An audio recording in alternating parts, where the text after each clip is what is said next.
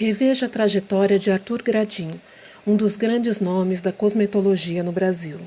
Gradin nos deixou no dia 6 de maio de 2020, depois de 50 anos de dedicação à evolução do setor cosmético no país. Nossa homenagem ao profissional que foi presidente da ABC por 5 gestões, criador da Avisa, protagonista nos avanços do setor na área regulatória e, acima de tudo, ao amigo, sempre disposto a compartilhar seu conhecimento.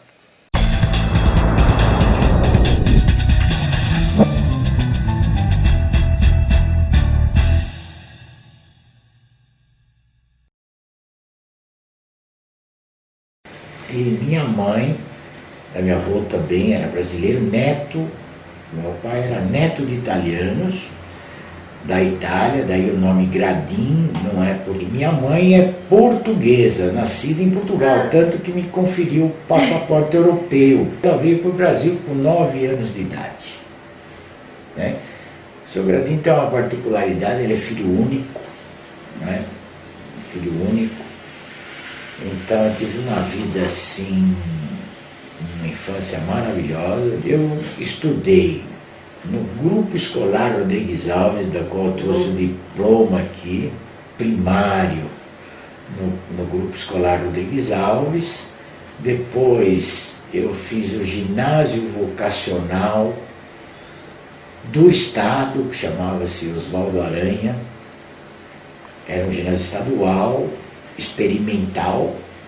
A escola continua lá, mas não o regime vocacional, ainda continua se chamando Oswaldo Aranha. Então essa escola foi um projeto experimental do governo do estado e tinham 5 escolas no estado de São Paulo, cada uma falando sobre uma economia do estado. Então tinha São Paulo, que era voltada para a área industrial e comércio, tinha a Americana, que era voltada para a indústria têxtil, que naquela época a Americana era um polo têxtil, Batatais, que era a parte de agricultura, Barretos, que era a parte de pecuária. Então cada um desses ginásios tinha vamos dizer assim, a estrutura voltada para a economia da região. Okay? Uma coisa espetacular. E aprendemos nesse negócio de trabalho em equipe, que foi a grande, vamos dizer, mérito desse ensino vocacional. Fiquei 4 anos, que foi o ginásio todo. Depois, quando abriu o superior, o colégio, desse mesmo módulo, eu fui para o Mackenzie fazer escola técnica. Fiz escola técnica de química. Isso foi quando, o senhor lembra? Isso foi em 1900, eu me formei em 70, sou da turma do centenário do Mackenzie, 1970. E então, 4 anos período integral, curso de química. 4 anos período integral, entrava às 7, saía às 5 da tarde, de segunda a sexta. E eu tive a felicidade de, primeiro emprego, ter sido contratado por uma empresa cosmética, que foi a Nias. Primeiro que no ginásio vocacional é uma coisa muito interessante. Eu tinha um problema de dualidade de tendências. O que você estava em dúvida de fazer o quê? Não, eles faziam para a gente. Químico-química. Era exata e humana misturado. Então, eles orientavam que eu seguisse a carreira ou de engenheiro ou de advogado. Mas e o senhor? Queria ou ser engenheiro ou ser advogado? Não, eu era cabeça de bagre, né? Era um aprontão em termos de escola. Mas o meu comportamento como aluno, eu gostava muito de laboratório.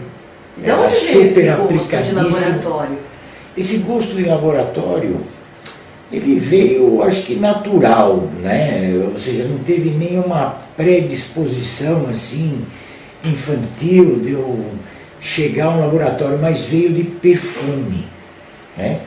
Minha mãe dizia, quando eu era pequeno, eu gostava muito de perfume, quando ela estava se perfumando, tanto que eu falava que eu queria Puch, tanto esse nome Puch, ele foi registrado, P-U-T-C-H,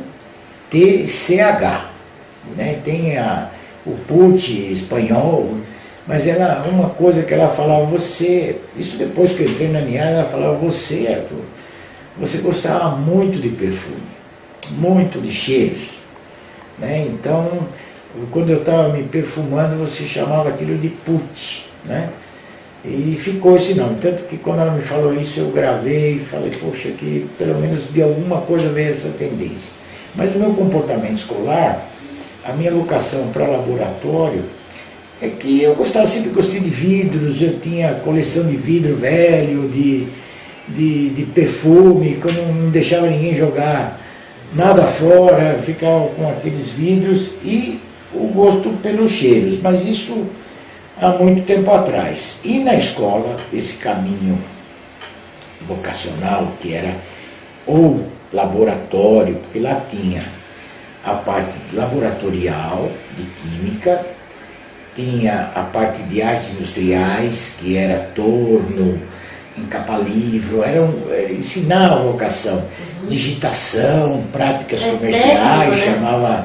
chamava a área, economia doméstica, onde eu aprendi a bordar, fazer o meu próprio jogo americano, porque a gente almoçava lá, né? Então tive que fazer meu guardanapo, minha toalhinha, eu que bordei essa toalha obrigatoriamente, práticas comerciais, onde você aprendia a digitar a máquina, mexer em tornos, máquina, serra, parafusadeira, cortar madeira, desenhar em perspectiva. Era uma escola espetacular nesse sentido das práticas, né? Então tinha economia doméstica, artes plásticas, onde aprendi a usar formões, goivas, fazendo relevo, xilogravura, aprendi as diferentes técnicas, nunca fui um artista, mas aprendi as técnicas, a óleo, a tinta, a fazer aquelas capas de caderno com óleo na água.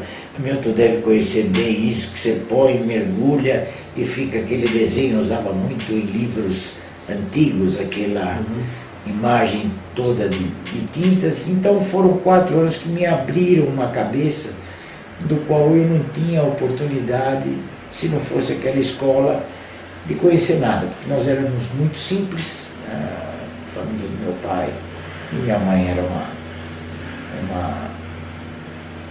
família bastante simples, mas bastante mesmo, e eu não tinha grandes históricos de familiares, etc. Meu avô, pai do meu pai, era administrador de fazenda em Ribeirão Preto. Então, quer dizer, não tinha... Meu pai era comerciário, trabalhava com loterias. Ué, e por que então engenharia ou advocacia? Isso, então, após 4 anos, tinha lá essa dualidade. Ou você pode ir para exatas, porque você tem vocação para laboratório, era bom em desenho, em perspectiva, de estático, não artístico, estático, vamos desenhar em perspectiva. Eu me dava bem com essa parte de artes e era muito bom na parte humana, né, na parte relativa a direito. Eu era membro do governo estudantil, de liderança, essas coisas, tal. Era uma escola que tinha um governo, o vocacional tinha um governo estudantil.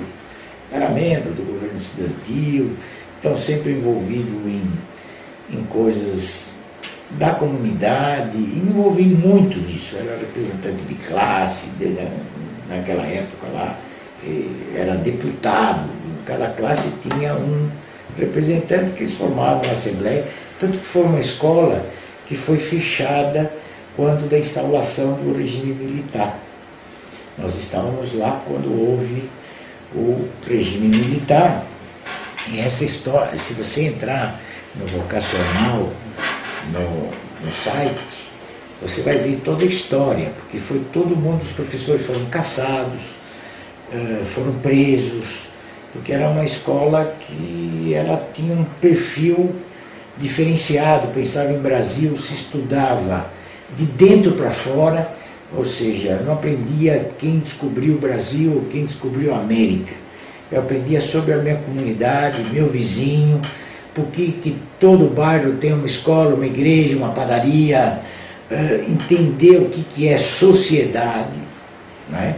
E depois você vai expandindo isso para o mundo e você acaba entendendo muito mais facilmente porque as pessoas se organizam, e sem essa organização seria uma balbúrdia total. Então a gente entrevistava vizinho, né? Cada um tinha a responsabilidade de entrevistar o seu vizinho, o que ele fazia, o Zé da padaria, o homem do açougue, que antigamente era o Brooklyn, né? A gente se dirigia lá no meio daquela Avenida Morumbi, com a Santo Amaro ali, e entrevistava as pessoas, o que você acha importante, a comunidade, por que você vai na igreja no domingo, enfim. A área regulatória, ela reflete exatamente isso, quer dizer, o aspecto jurídico da lei, do decreto, da ordem, e o aspecto técnico, né, do que pode, o que não pode. Então, para mim, foi uma felicidade interior muito grande,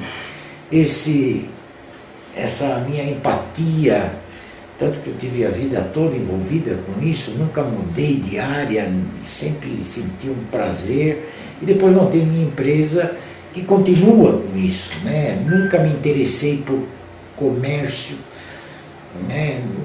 Sempre me perguntava, Gradinho, por que você não monta uma indústria de cosméticos? Você tem muitos anos de experiência. Eu falei, não sei vender, né? Você precisa ter o dom da venda, né? Eu sabia fazer, desenvolver, abordagem técnica, o produto em si, concepção, interação com a área de marketing, mas a coisa que eu nunca tive a vocação foi da venda. A minha vocação, parece brincadeira, né? É fazer trabalho para os outros, né? Eu nunca fiz trabalho para mim, né? Tudo que eu fiz na minha vida foram em volta a uma empresa que eu trabalhei. Hoje eu tenho uma empresa de prestadora de serviços, eu faço serviços para alguém. A gente sabe atender o anseio de alguém, sabe interpretar isso e traduzir isso em um produto, né? Eu não me considero um artista, eu me considero que eu sei captar bem a necessidade, o anseio e transformar aquilo num produto que o cidadão quer. É a expectativa dele, atender a expectativa dele com relação àquilo. Porque muitas pessoas, elas entram sem ter a menor ideia do que é a indústria cosmética. Então, eu quero fazer um produto, eu quero montar uma empresa. E então você tem que interpretar aquilo, ver dentro do perfil dela, das disponibilidades financeiras dela, essa orientação, seja para montar uma fábrica, seja para contratar um terceiro, para se até orientar, fala, em vez de você montar a sua fábrica, monta uma distribuidora, faça um terceiro, etc. Você procura encaminhar ela no ato de atender o anseio, porque eles vêm com uma volúpia muito grande interna, né? Mas não tem a menor ideia de como solucionar isso, né?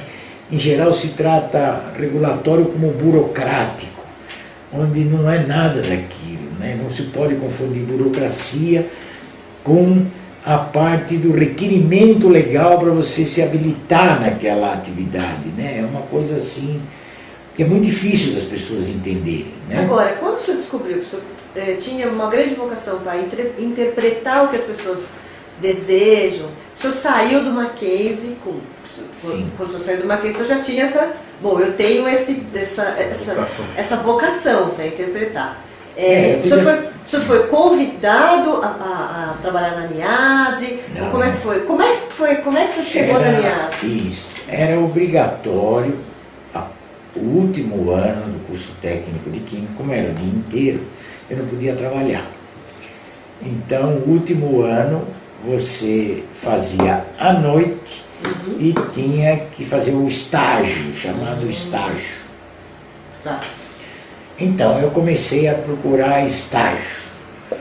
Quando um conhecido me disse, olha, na Companhia Municipal de Gás,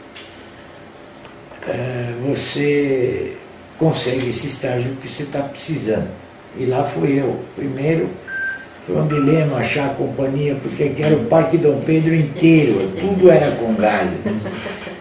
Então, até chegar num lugar lá onde que seria e tal, e aí me falaram, estão precisando de estágio, preenche essa ficha aqui e tal. E era a Companhia Municipal de Gás, hoje com gás, né? E na primeira semana eu percebi que o meu negócio não era aquele. Então, eu não aguentava aquele negócio de analisar gás. E um dia, na escola mesmo, eu comentando com colegas de classe, tinha uma outra menina de uma outra classe, chama-se Roseli, nunca me esqueço. Ela falou, você não gostaria de fazer um teste lá numa empresa de cosméticos? Cosméticos, o que será isso, né? Não tinha a menor ideia, assim, eu sabia de perfume, mas não de cosméticos. Gostava de perfume. Então, lá fui eu, na NIASE, me deram uma titulação para fazer o teste, era uma titulação com amônia de tintura de cabelo. E eu fui feliz, deu certo lá. No final da análise, tinha lá mais uns 3 ou 4, e eu falo, olha, a vaga é sua, se você quiser, você traz os documentos amanhã e começa segunda-feira. Gradim, brigador, mesmo. Não dá, acredita na coisa e procurando ser ético, né? Brigar não quer dizer não ético. Nunca cometeu injustiças de ordem ética de profissão com ninguém. Nunca bypassou ninguém. Foi para passar, mas nunca bypassou. E a gente quer, única e exclusivamente, que a sua passagem por aqui tenha valido por alguma coisa. Então, por isso você acredita nos seus valores, nas suas crenças. Isso aprendi dos velhos, que a única coisa que você aprende é você vai para cá ou vai para lá. Então, tenha pouco, mas que seja seu, que você se orgulhe de ter conquistado. Esses são os valores, porque eu não recebi heranças, não recebi história, mas recebi a maior delas, que é caminhe pelo seu caminho. Então é isso que gostaria de deixar. E vamos morrer assim, né? Com muito prazer nós vamos morrer assim. Duro, mas acreditando que você fez mais realizado, né? Exatamente. Realização não é necessariamente dinheiro. Não. Realização é você acordar todo dia e ter vontade de ir trabalhar. Ter vontade de pegar aquilo com gana, se dedicar, cada trabalho que você fizer, fazer como se fosse o teu melhor trabalho. Talvez esses sejam as grandes expectativas que eu pretendo até meu último dia de vida. E a vida foi muito boa comigo. Eu tive um câncer aí recente e graças a Deus estamos aqui de novo brigando. E tomara a Deus que não venha nada mais, mas se vier a gente continua brigando, porque a vida é boa e deve ser vivida. E a vida que a gente leva, como é que é? É um ditado tradicional. O que a gente leva da vida é a vida que a gente leva.